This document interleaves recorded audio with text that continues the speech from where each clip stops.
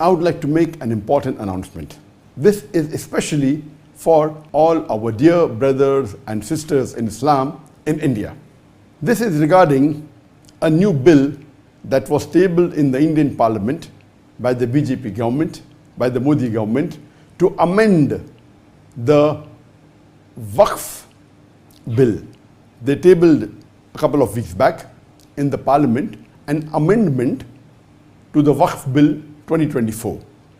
And what this BJP government is trying to do, along with its coalition, the NDA government, is they're trying to usurp, trying to take away the property of the Muslim Waqf Board. And many of you may not be aware that the Muslim Waqf Board is the third largest body which has the maximum land in the whole of India. The first two are government bodies, that is the defense, and the second is the Indian Railways. And the third is the Muslim Waqf Board, which has 9.4 lakh acres of land, which is approximately 41 billion square feet of land. That is more than 3,800 square kilometers. It's the size of a small country. So the Muslim Waqf Board of India has the third largest bank. It is the body which has the third largest bank of land. And let me tell my non-Muslim brothers and sisters of India that this Waqf Board property is not a public property. Unlike the property belonging to the government, etc., this is a private property. Waqf in Arabic means an endowment. So this is not a public property. It is a private property donated by Muslims in the past, many centuries ago, or decades ago, or recently. It is Waqf, meaning an endowment for the use of the Muslims. It's a religious act, Waqf, for the cause of Allah subhanahu wa ta'ala. And this is not a public property, so no non-Muslim can interfere in this religious. And the Indian Constitution has safeguarded the Waqf property. It is so secured and so stable, but unfortunately this anti-Islamic, anti-Muslim government, the NDA, the BJP government, which is run by the Prime Minister Modi, it is trying to usurp, eat the property of the Muslim. So my request that with this amendment, what they're trying to do, they're trying to say, okay, now we will reassess that if anything is a Waqf property, it goes in dispute, we'll have a board that will assess whether actually it is Waqf or not. What is this? It's secured, no one can interfere with it. And they're trying to control it and trying to put non-Muslims on this board. What we have to do is, when they table this in the Parliament, this time, unlike the last 10 years, unlike the last two elections, the BJP alone had won with a majority. But in the recent election, they have a coalition government. And the opposition is also quite strong. Previously, no opposition even had 5% of seats. So to be a leader of the opposition, you have to have minimum 5% seats of the Parliament. The Indian Parliament has 543 seats. You have to have minimum 54, 55 seats. And this time, of course, there's an opposition which is strong, and they took objection. That's the reason it has been sent to the Joint Parliamentary Board. And the Joint Parliamentary Board has given a time limit till 13th of September.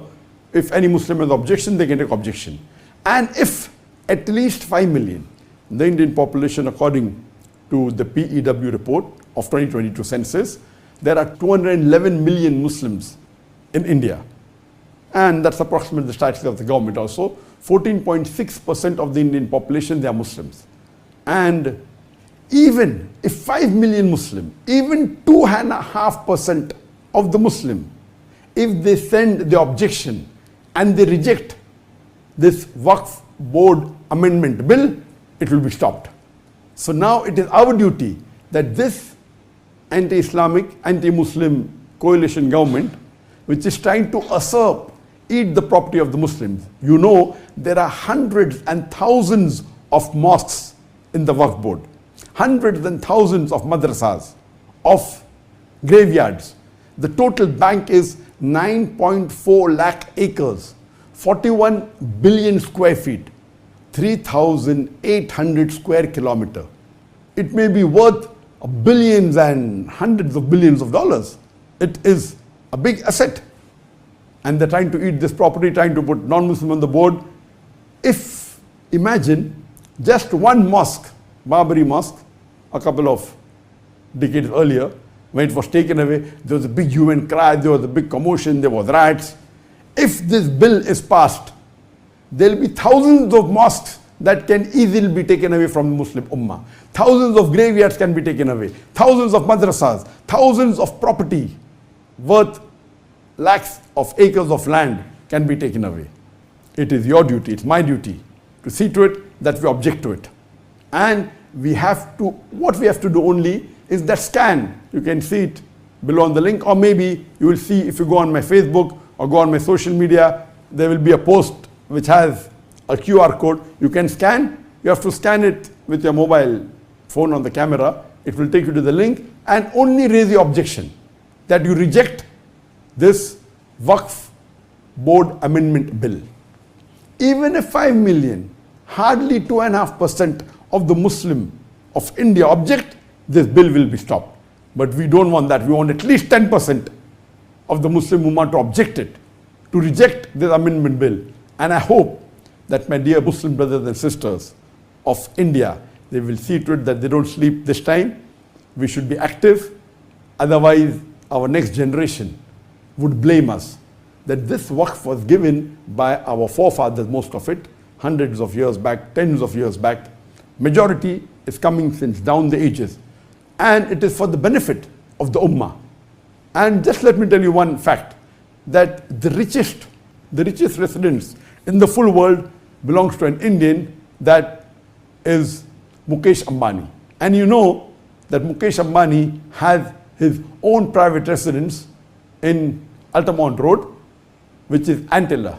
It is 27-story tall, and it's said to be $2 billion. Some say 1 billion, some say 1.5. Some estimates say it is $2 billion. It is the richest private residence in the world. And do you know this residence of Mukesh Ambani, which is supposed to be the richest Indian, it is built on a Waqf property. So much so that after it was completed, there was a court case, and finally he won it. It was built on a Waqf property. Yet there are some of our Muslims who are corrupted, who for small gain, they take bribes, etc., and they don't handle the property well. This should be stopped. We have no objection in somebody having to take care of the Waqf board. But interfering, putting a non-Muslim on the board, trying to usurp the property. Do you know there are thousands of acres of Muslim Waqf property which is taken by the government at a mere rental rate of a small amount? All this is happening in our country, which we Muslims should stand up for. It is our right, it is our property, it's a private property for the benefit of the Muslim Ummah of India.